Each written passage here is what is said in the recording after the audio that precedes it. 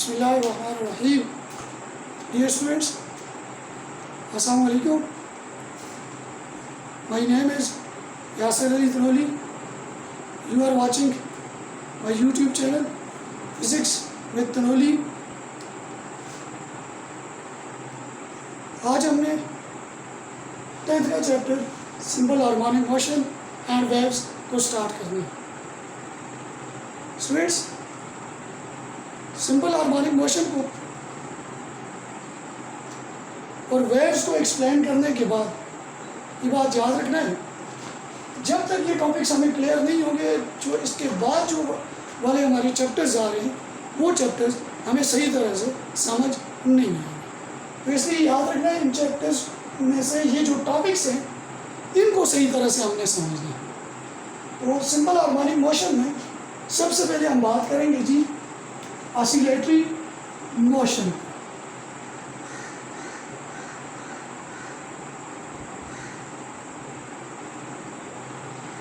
Oscillatory motion कौन सी motion होती है? स्टूडेंट्स, वर्ड के ऊपर गौर करें तो ऑसिलेटरी मोशन, टू वर्ड्स हैं हमारे पास. First one is the oscillatory या oscillation, second one is the motion. अब मोशन के बैकग्राउंड को अगर हम एक्सप्लेन करें तो मोशन का बैकग्राउंड जो है वो फिजिक्स से रिलेटेड टर्म्स के ऊपर जाता है. फिजिक्स की टू मेन ब्रांचेस हमने, अगर आपको याद हो, 9th में एक्सप्लेन की थी, क्लासिकल और second one is the modern. Classical physics की आगे हमने एक ब्रांच को एक्सप्लेन किया था, मैकेनिक्स. और मैकेनिक्स क्या थी? Mechanics is the branch of science, is the branch of physics in which we study about the motion of an object. Motion of an object. फिर मैकेनिक्स को हमने फर्दर डिवाइड किया था 3 ब्रांचेस में. एक हमारे पास थी जी काइनेमेटिक्स, इसी तरह हमारे पास थी जी डायनेमिक्स, और इसी तरह हमारे पास थी जी स्टैटिक्स. अब काइनेमेटिक्स में आपको याद हो, काइनेमेटिक्स में भी हम मोशन को स्टडी करते थे और डायनेमिक्स में भी हम मोशन को स्टडी करते थे. काइनेमेटिक्स में हम मोशन के इफेक्ट को स्टडी करते थे और डायनामिक्स में मोशन की काज को हम स्टडी करते थे. फिर काइनेमेटिक्स में हमने 3 टाइप्स ऑफ मोशन को स्टडी किया था. First one is the translatory, second one is the rotatory और third one is the vibratory. फिर फर्दर आगे ट्रांसलेटरी को हमने डिवाइड किया हुआ था. 6 ब्रांचेस हमारे पास बन गई थी. तो ऑसिलेटरी मोशन पे जिस टाइम बात की जाती है तो ऑसिलेटरी मोशन के लिए याद रखना, हम सबसे पहले बात करेंगे जी पीरियाडिक मोशन के ऊपर. अब पीरियाडिक मोशन हमारे पास कौन सी होती है, इसको हमने ज़रा समझना.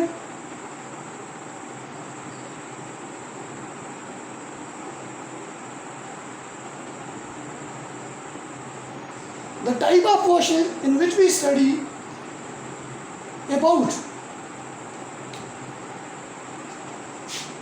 motion of an object which repeated itself about certain periods. Motion of an object which repeated itself about certain period. For example, Earth is moving. Earth is moving around the सन. अब इसमें रिपीटिशन किस तरह होगी? For example ये सन है और ये मेरे पास अर्थ है, ये रोटेट कर रही है अपनी ऑर्बिट में, ये मेरे पास. आफ्टर 1 ईयर फिर इसकी ये रोटेशन होगी, आफ्टर 2 ईयर ये रोटेशन होगी, आफ्टर 3 ईयर यही मेरे पास रोटेशन है। तो पीरियाडिक मोशन में एक बात याद रखनी जो हमें समझ भी आ रही है कि direction of an object, direction of earth, direction of an object does not changes.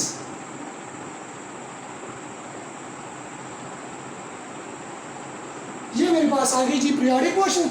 और इसी तरह अगर बात की जाए ऑसिलेटरी मोशन पे, ऑसिलेटरी मोशन मैं डिफरेंस के साथ एक्सप्लेन करूंगा। Oscillatory motion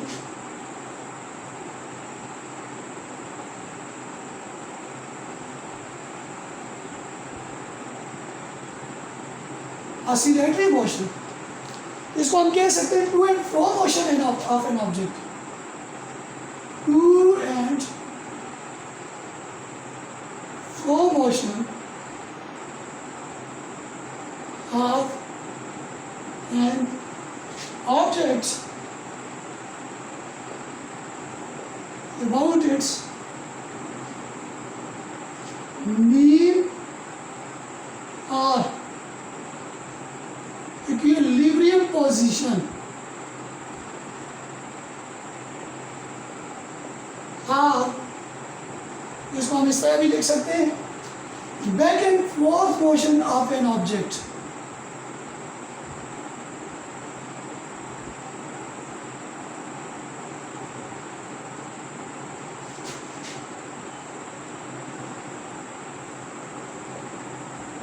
about its mean position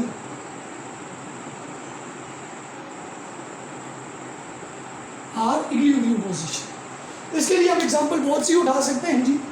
for example हमारे पास झूले की एग्जांपल है, जहाँ से उसको धक्का दे रहे होते हैं, आगे जाता है फिर वापस आता है फिर पीछे जाता है। जहाँ से धक्का देते हैं ना वो वाली जो पोजीशन होती है उसे हम मीन पोजीशन कहते हैं। To and fro motion, back and forth motion, ये वाली मोशन इधर से आगे फिर यहाँ पे फिर पीछे, ये वाली जो पोजीशन है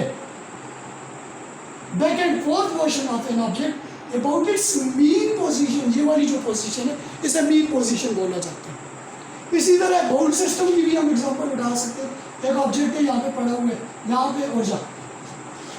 पेंडुलम की हम एग्जांपल उठा सकते हैं। बहुत सी एग्जांपल्स है इसको एक्सप्लेन करने के लिए। लेकिन एक बात याद रखें, हमने एक और भी स्टडी किया था नाइट में, अगर याद हो, हुक्स लॉ से related mass attach to spring. हम यहाँ पे भी उसकी एग्जांपल उठा सकते हैं। तो वो वाली ये जितनी भी एग्जांपल्स हैं इसमें एक बात याद रखनी है, ये आपके पास मीन पोजीशन आ गई, ऑब्जेक्ट आगे जाता है फिर यहाँ पे फिर पीछे आता है, आगे और पीछे की जो हरकत है। तो इसमें डायरेक्शन जो है वो आपके पास सेम नहीं है। ऑसिलेटरी मोशन में डायरेक्शन चेंजेस, पीरियाडिक में डायरेक्शन चेंज नहीं होती। यहाँ पे डायरेक्शन क्या हो रही है, चेंज हो रही है, बट फिर भी हम कहते हैं periodic motion is a type of oscillatory motion, या periodic motion is an oscillatory motion. तो वो जो मूवमेंट है ना, टू एंड फ्रो मोशन की मूवमेंट है, is known as oscillation. Back and forth motion की जो मूवमेंट है इज नोन एज ऑसिलेशन। फिर इससे रिलेटेड ऑसिलेटरी मोशन से रिलेटेड कुछ टर्म्स है हमारे पास, जिन टर्म्स को हमने एक्सप्लेन करना है, जिसमें सबसे पहले की जो टर्म है वो हमारे पास आ रही है जी वाइब्रेशन और साइकिल। वाइब्रेशन और साइकिल। वाइब्रेशन क्या होता है, one complete round trip of an object.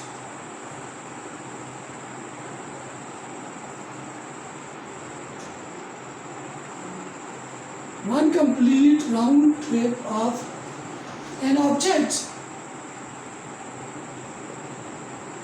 about its mean position is known as vibration or cycle. Vibration या cycle में one complete round trip of an object about its mean position, जिस तरह मैंने example दी थी अर्थ की example दी थी या मैंने उसकी झूले की एग्जांपल दी थी, तो वो जो एक कंप्लीट राउंड ट्रिप उस ऑब्जेक्ट का होगा, उसको किसका नाम देंगे? वाइब्रेशन का नाम देंगे। और ये वाइब्रेशन कितने टाइम में कंप्लीट होगी? इस एक वाइब्रेशन को कंप्लीट करवाने के लिए कितना टाइम रिक्वायर होगा, उसे बोलते हैं जी time period. One complete the time required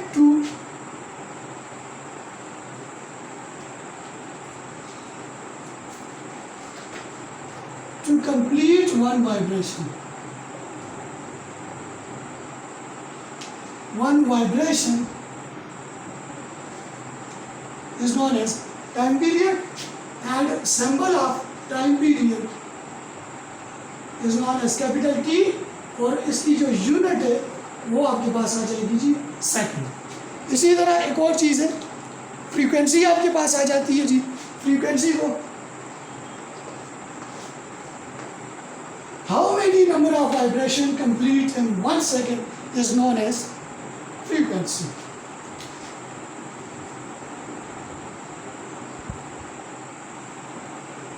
Number of vibrations or number of cycles.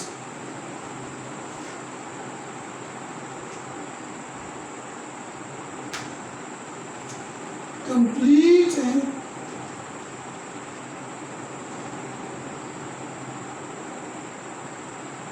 One second is known as frequency.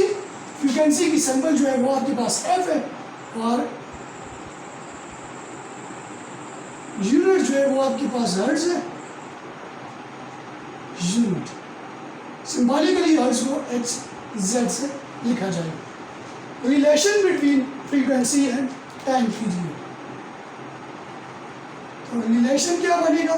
Frequency and time period is reciprocal, then P is inversely proportional to F. P is equal to 1 by F, or F is equal to 1 divided by T हमारे पास आ जाएगा। ये relation है। इसी तरह दो terms और हैं हमारे पास।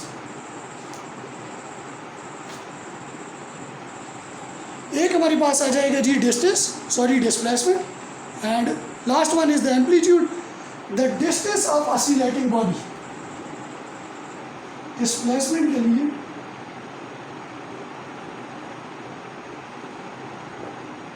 Distance of oscillating body from mean position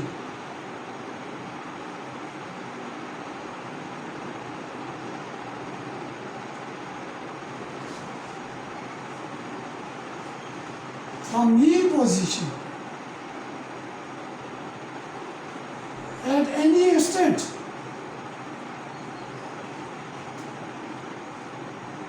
is known as displacement, और displacement measured in meters। मैं यहाँ पे भी एक्सप्लेन कर लेता हूँ। ये मेरे पास O mean position, B and A extreme position. यहाँ से लेके ना यहाँ पे फॉर एग्जाम्पल यहाँ पे हो Z, O से लेके Z तक का जो डिस्टेंस है वो हमारे पास क्या आ जाएगा जी? इसका डिस्प्लेसमेंट। और amplitude, last one is the amplitude. Maximum displacement of the oscillating body about its mean position in a vibration. Maximum displacement of body about its mean position in vibration is known as amplitude, और amplitude को हम major करेंगे metres में। Student, इसके बाद हमने simple harmonic motion पे का टॉपिक स्टडी करना है। तब तक अल्लाह हाफ़िज़।